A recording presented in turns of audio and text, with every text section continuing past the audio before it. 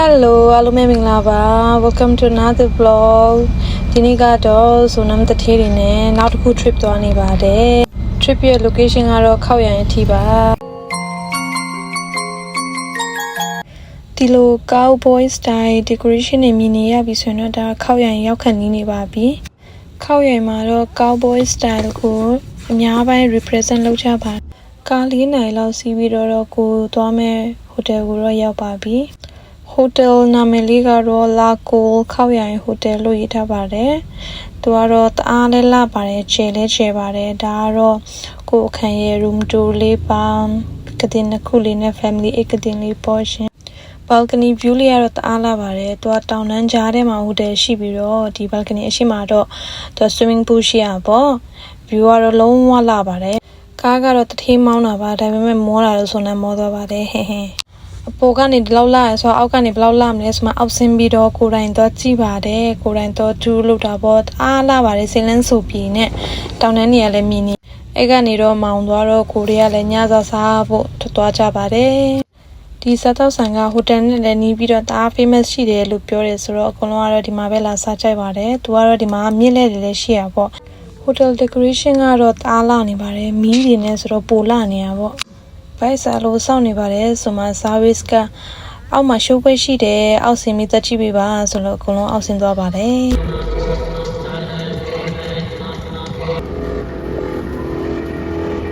It's real?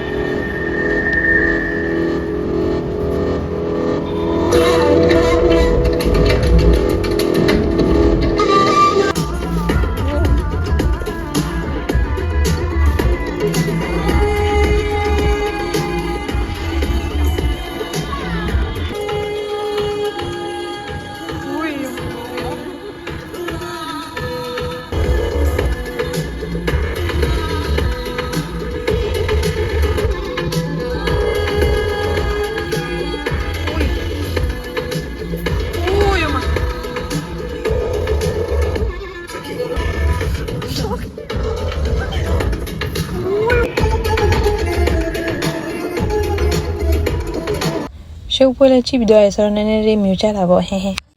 ဒီကလေးတွေကအစားထက်ဆွန်နမ်းကိုစားရတာတိတ်ကြိုက်ပါတယ်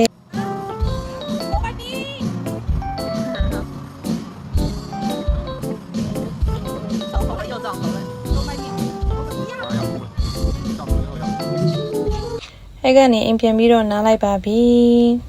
မနေ့စောစောထားပြီးတော့ဒီ view လေးကိုနေ့တိုင်းလေးကြည့်ချင်ပါတယ်ခက်တာကတော့ဘန်ကောက်မှာတော့မရှိပါဘူးကဲသွားမြုံလို့တော့အကုန်လုံး ready ဖြစ်သွားပါပြီမနေ့စားတော့တည်တဲ့အတိုင်း buffet လေးပါဒါလေးကတော့ဆိုနမ်းမြေ breakfast လေးပါအဲ့ဒါပြီး ready ဖြစ်ပြီးတော့ခောက်ရံမှာရှိတဲ့တိရစ္ဆာန်ဥယျာဉ်ကိုသွားနေတာပါတိရစ္ဆာန်ဥယျာဉ်ကတော့တိတ်တော့မကျဲပါဘူးဒါပေမဲ့ရှိတဲ့နည်းနည်းလေးကိုလည်းသွားပြီး explore လုပ်ကြတော့ပါနော်ဒီဝက်ကလေးတွေကတော့နွားနို့တောက်ဖို့လူယူနေကြတာပါသူတို့ကလည်းရည်ချင်းစရာကောင်းတယ်နွားနို့ကလည်းနှုတ်ဘူးနဲ့တောက်တာဆိုတော့တော်တော်လေးထူးဆန်းတယ်ဆိုနမ်းတွေ့ဖြစ်တာအများပိုင်းသူတို့စံနေမှာဒီလိုချင်းသိတွေကြားတယ်ဆိုရင်သူတို့ညင်နေတာပဲများတယ်ထိုင်နေတာပဲများတယ်ဒါပေမဲ့ဒီမှာကတော့တော်တော်လေး active ဖြစ်ပါတယ်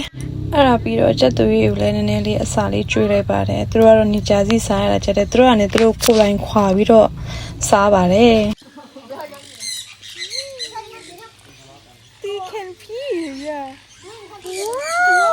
နေပူထဲတော့မဲတဲ့သားလည်းပုံမင်းနေပါပြီ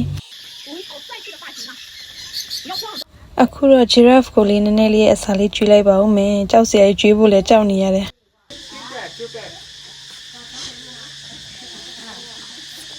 အဲ့ကနေတော့တအားလဲပူလာလို့လမ်းလျှောက်လည်းများတယ်ဆိုတော့နေ့လည်စားဖို့တွားလိုက်ကြပါပြီ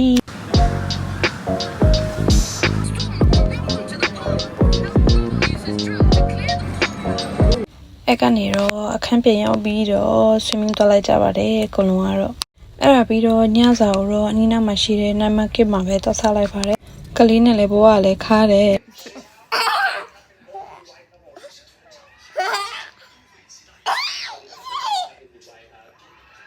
နောက်မနေ့တော့စောစောထားပြီးတော့ဘန်ကောက်ကိုပြန်သွားကြပါပြီ Thank you for watching bye bye